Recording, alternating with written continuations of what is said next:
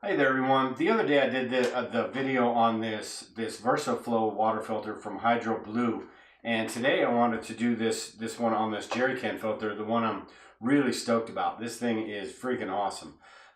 The filter, this jerry can itself, and it's a pressurized jerry can, comes with the active carbon filter and a hollow fiber filter, along with a couple hoses you can hook onto here and a detailed instruction book.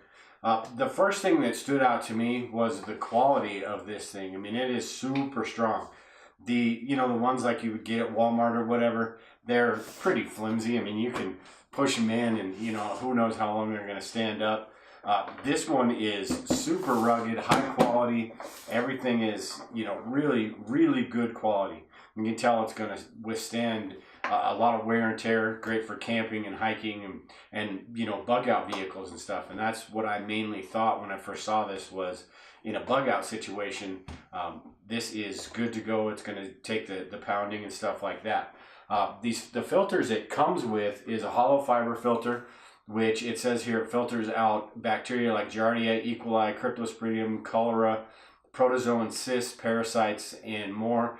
It filters down to 1 micron in size, and it's got a 10,000 gallon capacity and an unlimited shelf life as long as it's not in use. Then the active carbon filter goes on the bottom of that, and I'll hook this up and show you. Filters out chemicals and pesticides from water. Now, this isn't going to filter out all the chemicals and all of that. So depending on, like the Flint, Michigan thing, you would have to know what chemical you're looking for and then research that and see if it'll work. But on the website, it states that it'll remove like gasoline, chlorine from water and stuff like that. I'm not going to test that out because I don't want to ruin this jug with mixing some water gas mixture and seeing how it works. But very, very cool. How this works basically is you take this end off right here, and what you'll do is you'll attach the hollow fiber filter, and these are, you can rinse these out too just by backflowing them. You take this end off here and you push water through the filter that way instead. Just kind of go backwards with it. And then you take the active carbon filter here, open this up, take that end cap off, hook that to the bottom right here, and you've got both of those. You've got the active carbon and the hollow fiber right there.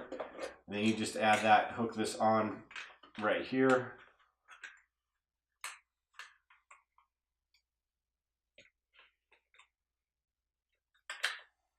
Let that click in. It's got little notches for it. Throw that back in there. You'll want to make sure that the spigot part stays down so you can actually get to it.